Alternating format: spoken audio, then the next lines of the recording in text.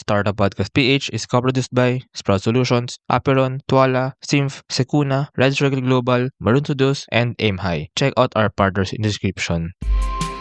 Welcome sa Startup Podcast PH, inspiring more Filipino entrepreneurs and innovators. Live tayo ngayon dito sa Icebox TBI in Mindanao State University, General Santos, to interview their startup incubatees. We're interviewing Presque, safety at your fingertips. And we have its co-founders, Frank Armodia, Drex Omanio, and Elaine Eve Bacalando. Hello! Hello Kamusta? po.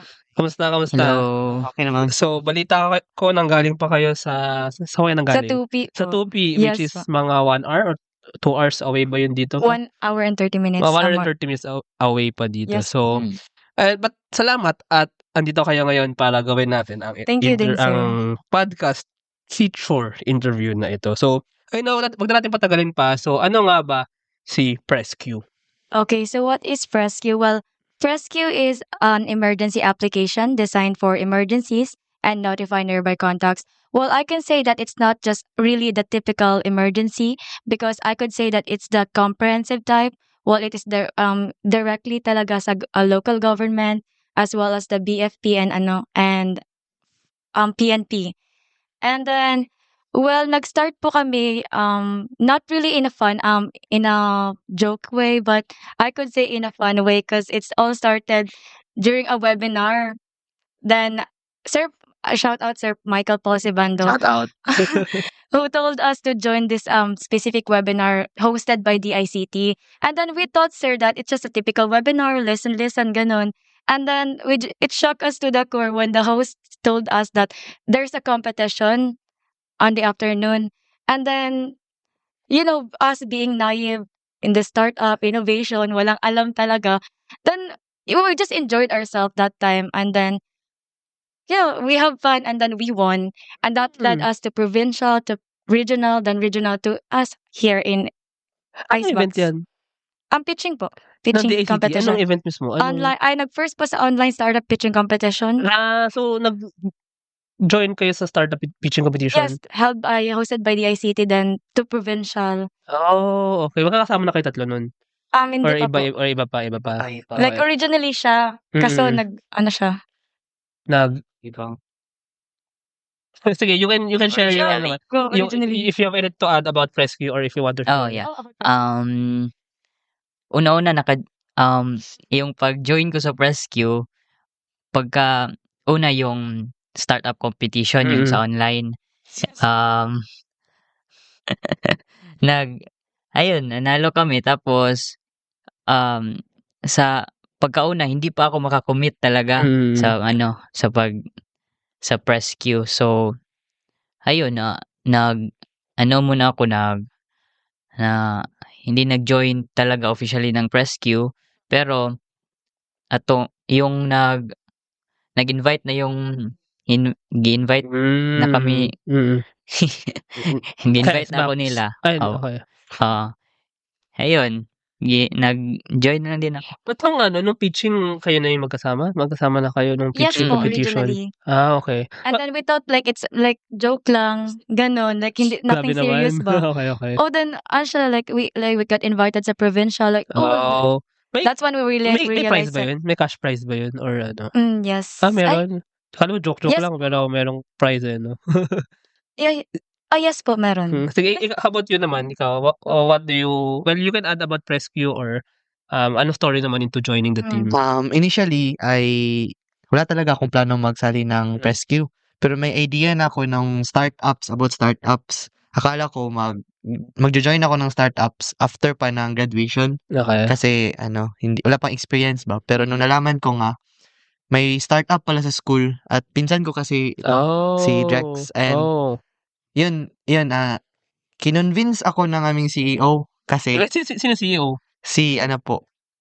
wala po siya dito. Student din siya? Yes. Student din siya. Okay. Graduating sila. At actually third year pa po ako. Okay. So mas bata ka sa kanila? Mas bata ako sa kanila. And yung akala ko, ayoko mag-join kasi busy pa ba at hindi pa ready, ganun. Pero doon din si Sir Paul Sibando. Siya nag-convince sa akin mag-join and Ang rescue po is, nag-rescue kami kasi yung yung hindi namin alam kung ano, if may emergency, Yeah. anong number ang tawagin, Okay. ano po. Okay. Sige, I want to know more later, siguro dun pa sa story niyo kung paano talaga kayo nabuo, paano nga ba kayo magkakilala. Pero sige, punta muna natin si Rescue, linawin muna natin kung ano yung parang challenge or problem or struggle, as you said nga, that you're solving talaga dito for the people. Kasi true, as you said, pag may emergency, may it be fire or accident, car accident, ano nga bang gagawin natin, 'di ba? So, ano nga ba yung parang ano ba yung problem na nakita niyo na gusto niyong maayos talaga? The problem lies on the communication mostly, sir, especially sa location tracking. And then the percentage of crimes, vehicular accident, even the environmental, like landslide, especially in Tupi, because that's where we started. Like, it's not decreasing, and good. Sorry. It's not decreasing. That's And okay. that's give us the urgency That's the to truth. to really create rescue or develop rescue. And then we also found out the struggles behind it, like sa numbers, like if numbers na like hindi siya hotline. And then in rescue, like directed to local governments, and then the BFP and PNP. And then also sa vehicular accidents, most victims or most mga na-aksidente, like they often they often tend to maging ma-stress, like what do you call this? Panic. Oh, panic. Like, and they don't know what to do. And then if in rescue, one press, ganon. And then if Okay. the help will, the rescue will, Okay. Kasi so in what I see, ito yan ang crimes or not just crimes, accidents nga, anything na disaster and risk. May prevention tapos may rescue. Prevention is, well, this is, I think rescue is not in the prevention aspect, no? Rescue is more in the rescue aspect. Rescue starts with a response na pwedeng mahinder kapag nagpanic na yung tao, hindi alam yung gagawin. So wala. I mean, deads. sorry for that. Pero parang wala, 'di ba? Parang ma-worsen lang yung accident or yung disaster or yung risk nga, yung impact nun, And then second, if hindi ka nga magpanic, hindi mo naman alam kung anong gagawin mo. I mean, kalmado ka nga, pero ano nga bang gagawin mo? So, 'di ba, ang kinaganda nito, with just one press, pwede mo nang makita. Pero sige, actually, I'm just curious, taga-Tupi kayo? yes po. Or Napulumulok. Bolomolok, but yung Naga-school po, school yeah. is sa Tupi. So, kasi first time ko lang dito sa South Cotabato ang Tupi Yes and po. ang Polomolok. Yes po. Ayan. So, ano nga ba yung mga, kasi I think ito yung motivation ninyo eh. Maybe nakikita nyo na may mga nangyayari. So, siguro, like in South Cotabato or in your experience, ano ba yung mga risks or mga disaster or ano ba yung mga pwedeng ma-rescue through rescue? Mga car accidents ba yan? Mga crimes, mga landslide, mga ulan, baha, apoy, so ano ba? So we actually offer wide range of emergency services such as crime, fire, medical, and then on the process pa yung environmental, right? Yung landslide, Tsunami. bagyo. Oh, sorry. Hindi, I mean, I'm just mentioning that. Yes Pero, po.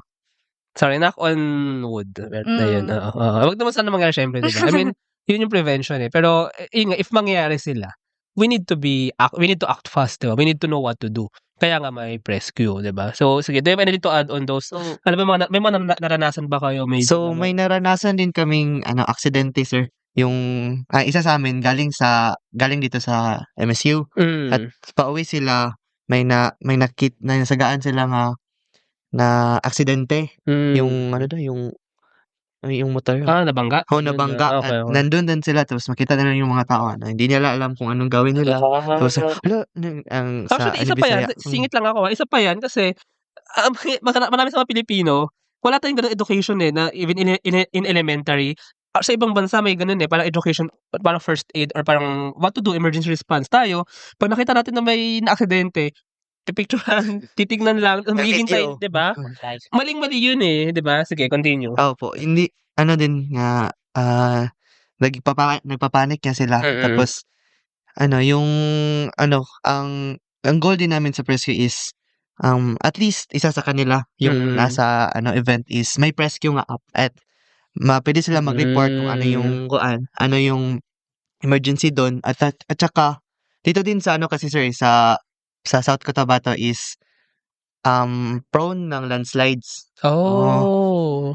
Recently sa Tupi may landslide. Bundok ba ang Tupi? I mean, tabi ng bundok? Opo, tabi ng bundok. Okay. Kasi malapit kami sa Mount Matutum. Yes. At saka doon, ang goal namin is at least isa sa kanila if may aksidente, isa sa kanila alam anong rescue at saka response. Okay. Actually, that's a big thing kasi yun nga, kaysa naman yung mga Pilipino na nakakita ng trouble, accident ay yun nga, hindi alam yung gagawin. Hindi nga nagpanic pero wala namang ginawa. Kasi nangyayari naghihintay ka lang di ba? Nakakita ka ng aksidente. Maghihintay ka ng someone who knows what to do. Yun, feeling ko yun yung nagiging mindset ng mga tao Pero kung yun nga, kung may rescue na yung mga tao, at least higher chance na maagapan kagad yung nangyayari, di ba? So yun, let's go to Prescue. Ano nga ba si Prescue? It's an mobile app, and then you press, and then rescue will come. Tama ba? So ano mangyayari? Ano ba yung app mismo? So yung app mismo is hindi lang siya mobile app kundi bigyan din namin ng service yung responders. So may admin console sila na if mag-umpisa sa citizen na if mag-send sila ng rescue ng emergency mag-notify sa rescue sa police or sa MDM o ano ba sila. Tapos may mga information about that rescue, that incident, and they'll review it and act upon, and sila din mag-decide kung ilang kanang gawin. And mostly ang number one nga pwede gawin ng officer is mag-send sila ng respondents. So yung respondents namin may app din sila. May mga respondents nga naka-ronda lang sa city. Tapos if mag-notify sila, bigyan sila ng location ng incident at anong mga informations na ilang kailangan malaman para sa ganun na incidents. Actually, ang inisip ko dito yung kung dati nga na parang ang mangyayari, nagre-respond lang yung police or yung mga ambulansya for example. Hindi siya kagad na notify, di ba? Ang mangyayari, siguro nakakita, parang natural na mangyayari may nakita, maghihintay, may nakakita, and then tsaka lang pa may tatawag. So ilang minutes na yun, parang mga let's say kahit 10 minutes delay, it's a big thing if it's an emergency situation, di ba? Pero kung may rescue nga, ma-press kagad siya, manonotify kagad. Pero ang isa kong tanong dito, dapat pagka-press, manonotify kagad, and then yung picturean or information, pwede mong parang i-follow up na lang siya. Kasi una, mahalaga ma-press muna para at least ma-notify kung saan, di ba? Para at least makapag-prepare na yung fire station or police station or hospital. Then, if more details follow, ronda na kagad sila, go na kagad sila, di ba? Tama ba Yes yun? po. Yes po. Yun nga ang problema kasi hindi alam ng mga citizens anong gawin at saka delay na ang mga pulis na nakaalam. Tapos ang mostly sa mga citizens magsabi naman, ang tagal naman nila. Ang tagal naman nila mag-rescue. Ang tagal ng mga pulis. Oo. Hindi po na good na verify kung saan talaga yung location. Unlike having rescue, after sending the emergency, Kasi may GPS na. Yes po. There's a map. So, ganito yung flow, no? Parang inisip ko na yung flow kasi I'm a systems person So, parang pagka-press ng notif, pinanotif na kagad lahat ng mga stations, police, fire, nearby, na merong emergency situation and yung location. Pero siguro, hindi mo sila magre-respond kasi wala pang details So, sasabihin din sa app, I think, correct me if I'm wrong, baka better din na parang, please follow up the information ASAP within 3 minutes. Send a picture, ganyan, para agad-agad. Alam na nila kung anong gagawin. Yung process po namin is may number sa pag-create nila ng account ng aming app, may number sila naka-provide. So, if mag-send sila ng emergency, yung number ng provided na tawagan sila tatawagan ka naman nung para mas exact ang mas sa bagay. Press po, sir. Naka-specify na lahat ng mga emergencies like press if needed help and then what is specific assistance. Para parang may crime doon, or may medic. Pili ka pa, pagka-press mo, pili ka yes pa. po. Crime ba yun? Fire ba yun? Okay. And then para ang notification direct sa BFP if fire, Okay, direct sa gets. hospital. Okay, gets. That's nice. Tsaka parang ano, no, naka-reduce siya ng time kasi imbis na magta-type ka pa, press Press na lang. na lang. Pakita yung app. Sige, Para go. ano, Yan, pakita prototype. mo yung app. Sige, Prototype. pakita mo dun sa screen, dun sa ano. Ayan. Go. May malaking button. May malaking button. Sige, Hub. explain.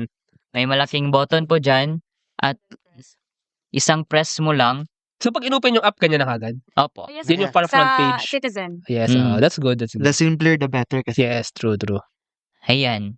At saka sa isang press, ma-open dyan ang mga categories. Ayan, may nakalagay medical, crime, fire, search and rescue. Yes po. Okay, sige, pakita mo sa camera. And then, pakipindot ko na rin yung fire. Kunwari lang. Kunwari, fire. Ayan. May 5 seconds pa siya. Oh, para Cancel. i-cancel. Yes po. Oh, that's nice. So, pag na ganyan, ibig sabihin, napadalahan na ng Opo. notification. Nag-notify na yung sa fire. Okay, amazing. Yes. Amazing. Gets. Oh, interesting. And location tracking, So, pin may to pin. nakuha ng notif si fire station. Oo. Dadating na yun Kaya dito. nag-alarm yan, sir.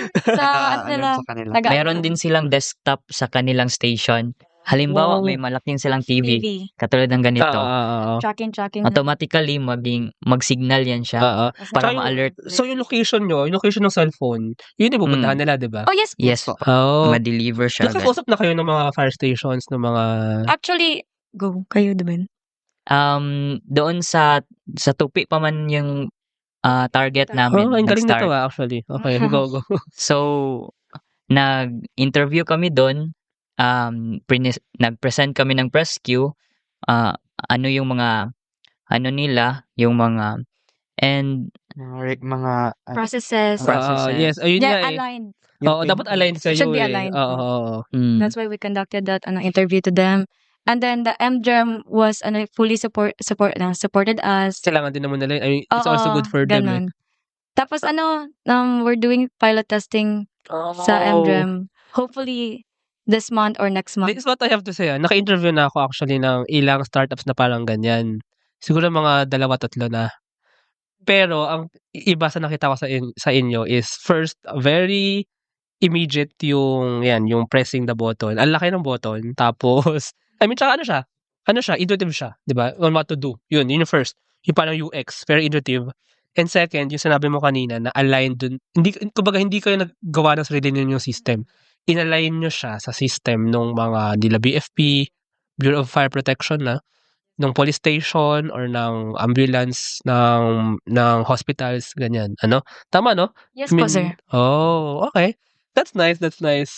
And ang galing na may app na kayo na So, Is payroll processing taking too much of your time? Introducing Sprout Payroll Starter. For as low as 5,000 pesos per month, you get a team of experts to help you with your payroll and HR needs. We'll help compute and process payroll, handle all your government compliance requirements, and automate timekeeping. Leave the payroll to us so you can focus on growing your business. Enjoy peace of mind with Sprout Payroll Starter.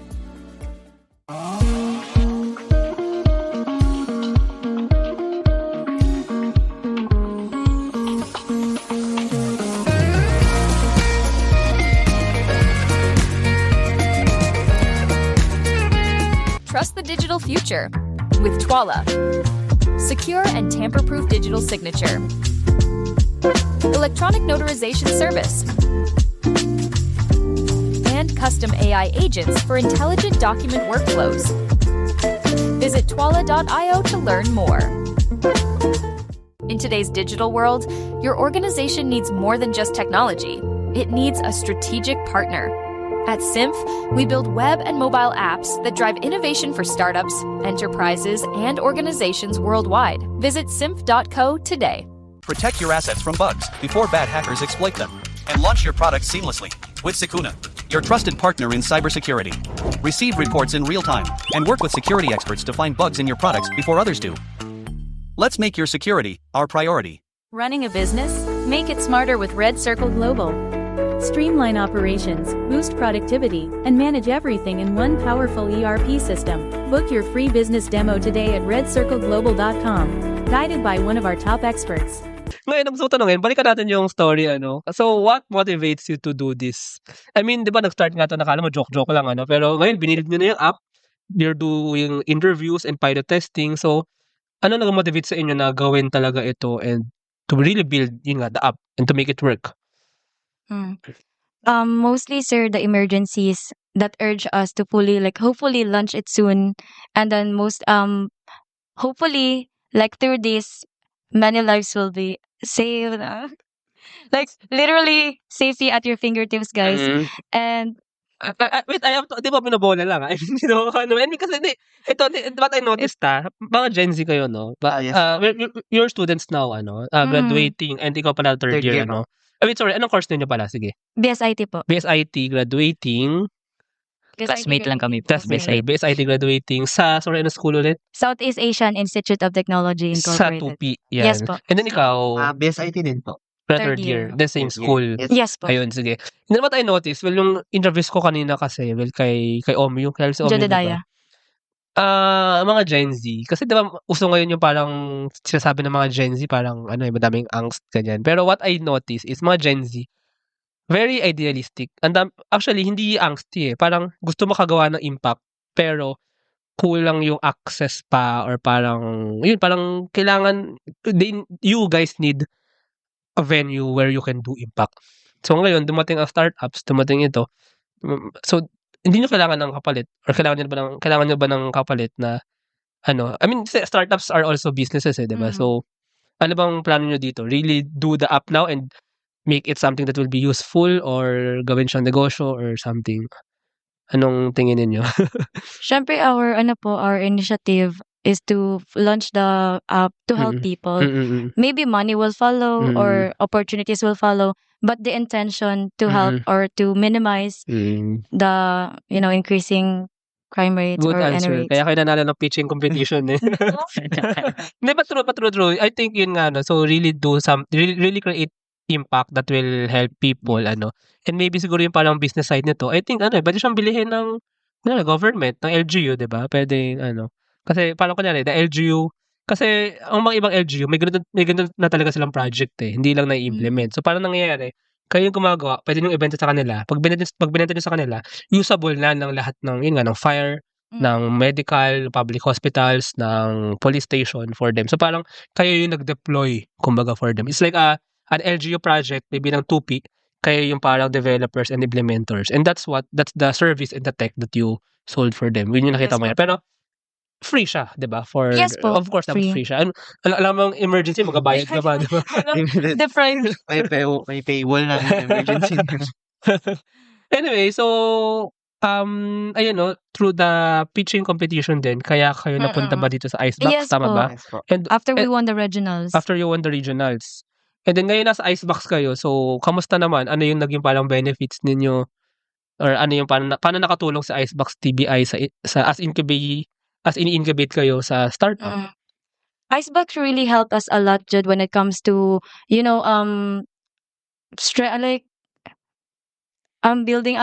us building our business models, all the paperworks, and then the opportunities, sir, like the networking, and then Ano pa? Personally, I've received help from Icebox. First is the networking that we can freely gather and text with professionals, and we can hear our mentors, and they have a lot of experiences. That's why we can benefit yung from it. parang nag-connect sa inyo dun sa mga police station. Paano kayo nakapag-pilot test, nakapag-connect nakapag-interviews? You did it on your own? yes, Our CEO is yung papa niya, close siya sa government. May network naman. May na mga siya. connections na Mm. doon. Ayun. And by the way pala, yung app, how did you develop that? Sino nag-develop niyan? Wow, Sa so ikaw ang main developer. sa app, Silang dalawa? tatlo po sila. sa tatlo. mobile lang po ako development. Okay. Actually po, yung app namin, may 3 platforms. Mm. So dalawang platforms. Okay. Dalawang app at isang web desktop. Okay. So yung ang developer ng apps is siya. Okay. Tapos ang developer ng desktop at saka yung nag-organize ng system at yung processes is ako po, yung CIO. Tapos may isa po kami, CTO. Yung nag-organize din ng mga admins. Oh, by the way, bakit dalawa yung app? So, mayroong user side tsaka may patroller po. Yung patroller, yung for responders po. Responders. So, ano naman yung tsura pala ng app sa kanila? Ari po. Ayan, sige, pakita rin natin. Hindi ko ka login. So, Kasi, pa-describe na lang kung ano. So, yung app po namin, yung responder po is same ng sa Citizen, pero Ipakita natin yan, yung may front page. May yan, front yan, page. Responder. Ayun yung pangalan niya, hindi Prescue. Responder naman. responder naman po. Pero same yung logo. Same yung logo. Okay. So, instead of the button, we have the maps. So, yung map, so lalabas nung kung saan merong the first so pag may pag may mag-send ng emergency sa kanila, yung una na makita is yung location ng Citizen. Tapos if i-click nila yun, i-accept nila ang emergency, diretso din doon sa timeline. Yung parang sa Shopee, good sir. Yung first step nga, yung delivery is out. Yung Okay. ganun. So makikita rin yun ng user. makita din. Kung nasaan na yung Shopee, kung nasaan na yung ano. So parang kunwari, receive the notification, dispatch, preparing, dispatch, nasaan ng location. Wait, that's very helpful kasi kung na-aksidente ka or kung na-stuck ka, ganyan. Pero earthquake, sorry, wag naman mangyari, diba? Pero earthquake, na-stuck ka sa ano. Diba? Kasi ang laking tulong sa anxiety nun na alam mo kung papunta na yung response, diba? Relief siya no, na parang, kasi yun din another thing in emergency response is yung anxiety ng tao na baka, sige, may pero na-heart attack ka naman, diba? So, diba, laking bagay niya na alam mo kung saan. That's another thing na first time ko narinig, nakita sa ganyan, na may parang live reporting, parang live status kung asan na ba yung Ayun. So, and then moving forward, ano nga bang plano nyo for Prescue? So, start with 2P muna, no? So, may app na, you're doing some pilot testing. So, ano nga ba yung parang roadmap or para mga next yung ginagawa dito? After pilot testing, hopefully this month or next month, that's for like 1 month of pilot testing at MDREM. Then after revisions, if there is, then revise, and then after maybe deploy. So paano pala nangyayari yung pilot testing nyo dun kay MDREM? Sorry, MDREM is, what does it stand for? Municipal Disaster Risk Reduction Management. Yeah, so sige, so paano nangyayari para testing with them? So, nag-aano ba? Parang nag-simulate, ganun. Opo. So, ang balak namin gawin sa pilot testing is may study group kami. Yung mag-select lang kami ng 100 citizens, yung nagpa-practice ng citizens, at saka for 1 month, mag-simulate kami ng mga certain scenarios na magamit ng Prescue. Okay. At saka magkuha kami ng feedback sa kanila, pati din sa mga NDREM. Focus group, mga discussions din. In 2P muna to, no? Yes. In 2P muna. So, parang kunwari, you will simulate nga iba't ibang emergency. Yes po. To test if ano ba yung mga kulang kailangan pa namin gawin, ano ba yung mga mostly ginagamit nila. Tsaka maganda rin malaman dito kung, well, I'm saying this kasi para scientific side din, na parang, at saka as an industrial engineer, I'm industrial engineer kasi, so parang ilang time talaga yung na-reduce from before.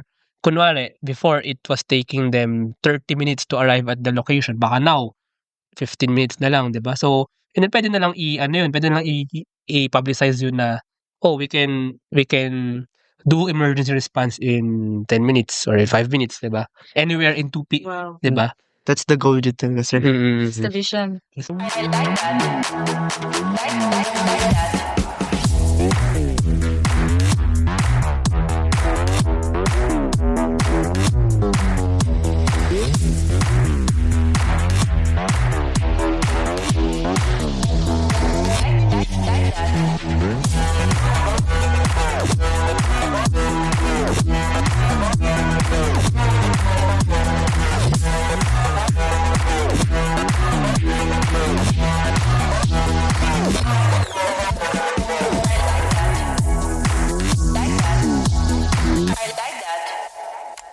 Introducing Aim High. Smarter construction management starts here.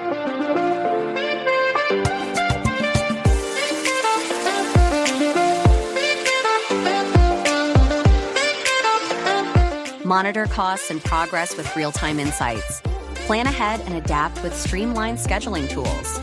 Make data-driven decisions to avoid costly delays. Increase efficiency and profit with Aim High. Vision. Ayun, speaking of vision, so ano nga ba ang vision nyo for Presque? Do you also see this parang just beyond 2P? Maybe, well, siguro maybe ano muna, or maybe pwedeng Gensan dito since we're in Gensan right now, or Region 12 or whole Philippines. No, sir. For now, we wanted to start small Mm-mm. because syempre it requires a lot, resources, efforts, time, money, Mm-mm. and then of course we have the vision, sir, to start. After 2P, then South Cotabato, if successful, Mindanao, Mindanao. Oh, let's go Philippines. So we dream big, but we're also realistic that we should start one small step at a time. Oh, I like this. Baby steps. I like itong mga interviews na ito kasi ngayong nandito ako sa Gensan, for sure, di ba, as you mentioned kanina, medyo wala pa akong alam sa startups before, Ay, yes po. But that's actually good kasi yung approach ninyo, in what I observe, this may not be correct talaga or generalizable, pero very practical yung approach ninyo in what I noticed. Kasi sometimes, yung mga ibang startup founder na na-interview ko, parang, talaga, dream big talaga. As in big talaga, na hindi ganun ka step by step at hindi ganun ka parang attainable. Yung sa inyo, at least, start small and then, maybe, yung may vision nga talaga, di ba? Pero, practical. And yung actually, the way you did it right now, na yung sa app, for me, sa nakikita ko, and I really have to say na, I think, kumbaga, kasi startups, nakakatuloy yan sa execution, di ba? Yes, So, I think you're on the right track. Wow. Thank you. Thank you, Pero sir. itong question ko, as students or as graduating students, how do you find the time to do this? Tsaka isa pang question, pagka-graduate na kayo, magtatrabaho kayo. Or pwedeng hindi mo na magtrabaho. Pero yun, Commitment. what do you plan to do after graduation? Magiging part-time na siya or what do you think? Sir, we actually talk about it, about the commitments na, like, after graduation, so ano nang magagawin namin, mag-focus na ba kami ng Presque or ano. Pero we have our own, like, jobs or dreams after college. Pero hindi po kami, nang ibabaliwala na lang yung Presque. Kasi we've, exerting efforts ever since before pa. And then as a student, graduating student, time management and the time availability matters. And thankfully, mga advisors, instructors, specifically deans and program heads in IT department here in CIT are very considerate and supportive din. That's their supports really like add an motivation to us to So aware sila manage that you're our time. doing Presque. Yes po. Kasi magiging pride din yan ng school di ba? If Yes po. if in-adapt ng LGU, laking pride dun for the school. And then parang din yun sa kanila returns din yun sa kanila kasi so dahil mag-e-enroll. Di ba? Wow. Diba? Sige, kayo naman, parang yun nga, how do you find the time? Tsaka, what really motivates you? And even after, do you really plan to do this like full-time, really your attention onto this? For now, sir, we are experiencing yung limitations, especially on financial budget. Yes. Paano siya i-grow? So we need to work for it. To fund. To fund the Presque. Or you can look for investors, although I don't necessarily advise that. I think ang pwede nyong gawin, kasi pag investor, it will really be a business And baka mahinder yung parang advocacy side na for this to be free for users. For me, ang better path na i-take nyo is yung bootstrap nga na kumbaga you have full-time jobs and then do this part-time and then sell it to the LGU or something, be service providers to LGU or join grant yung mga pitching funds. competitions, grant Yes. funds ng government. I think yun yung pinaka-plausible na way actually. Yung full-time job and then part-time or yung mga grants nga. Kasi actually, minsan yung mga grants, yun yung parang nagiging sweldo mo. Parang nag-join ka ng grant as a startup founder. Yun yung parang sweldo mo as a startup founder. Parang sinesweldohan yung sarili Funds ninyo. nila. Oo, ganun. So, that can be another thing that for you to do. Kasi, ayun, startups really are not, well, it's not easy. Alam na naman yun, di ba? Na hindi naman ito magiging madali. Pero, actually, I like your team, actually, to be honest. Very, somehow naive. In the sense na maayos yung nagawa ninyong paraan in a very grounded way actually. Yun yung term pala, grounded talaga na kung ano yung talaga magagamit ng mga tao ng LGU, yun yung nagagawa nyo kasi you're doing this for them din talaga. Ayun. So, do you have anything to add sa ating interview? Ayun. So, that's PressQ. So, baka meron dyang mga gusto makipag-connect with them. Baka may gustong mag-invest or mag-finance, or tumulong sa kanila, work with them, or sa ibang LGUs dyan. Baka interested kayo to use them. Or, actually, may mga ibang startup founders na na-interview na inabsorb ng LGU. Because what they're doing is something that the LGU really, ito sa mga sa mga LGU na parang may plan for smart cities. And I think ang Jensen ay may ganun ding plan, 'di ba? To be a smart city. So I think if a full blow ni Jensen ang pagiging smart city, baka i-adapt kayo. Pwede, 'di ba? Yun yung pwede maging way din na may trabaho na kayo, nagagawa na yung startup. Ayun. So anyway, if our listeners want to know more about PressQ, maybe they want to connect with you, so how can they know more?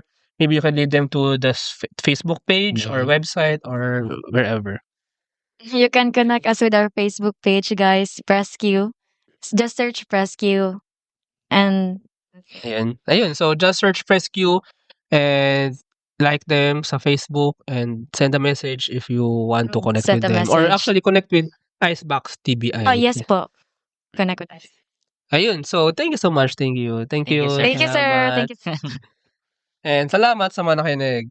Thank you very much to our 59 patrons. This episode is super powered by AskLex PH Academy, our official e-learning partner. Get certifications on Lean Six Sigma, project management, data science, and more. Founders Launchpad, our ecosystem partner. Early stage accelerator providing venture capital funding, operational support, and mentorship. Hire Business Solutions, provider of the most configurable cloud-based payroll system in the Philippines. Agile Data Solutions, the Philippines' fastest growing market insights tech company with its data gathering platform, Hustle PH. Smile Checks, streamline hiring and onboarding with automated background checks. Cloud CFO, cloud accounting service provider for businesses ready to grow. Cloverly Tech, all-in-one digital platform for property developers. Body Beaties, accessible and personalized diabetes self-management application. HKB Digital Services, tech-based business tools including payroll, ticketing, and loyalty rewards. Hyperstocks, digital banking enabler for rural and thrift banks. One CFO, CFO services, bookkeeping and tax, and payroll processing for startups and small businesses. Unawa, driving digital transformation with secure, legally enforceable electronic signatures and robust AML compliance. School Tech, all-in-one AI integrated school and learning management system. Better Support, a Manila-based BPO company. They have a referral program for people who can bring in new clients. You might know a Western-based business that needs better support. Britanna, enterprise-grade ERP solution that fits a small and medium business budget. Wonder Brand, data science-driven brand strategy and design for emerging markets. Drive Manila, Philippines' largest peer-to-peer car rental community. East Point Business Outsourcing Services, one-stop shop for streamlined business solutions for MSMEs such as business registration, bookkeeping, and more. Doon, Philippines' first fully insured peer-to-peer car-sharing marketplace. DiviCode Technologies Incorporated, ID solutions specializing in software development, blockchain smart contracts, digital wallets, and cybersecurity. Looking for buy and sell online with Sigurado sellers. NutriCoach, personalized nutrition and weight loss programs for you. This episode is powered by Lablog, Sugbudok, JIA Engineering Solutions, Algacon Aquafeeds, 1ALJ, Grey Wolf Technologies Philippines, Pareto Consulting, Jure.ph, Big Giant Games, Pahatid PH, Wasteless PH, Tech Tribe, Yay, Uplift Codecamp, Board Prep, Dohey Philippines, Edfolio, Hive Rooms, Kazam, CodeCham, Sirius MD. Support the podcast through the links in the description.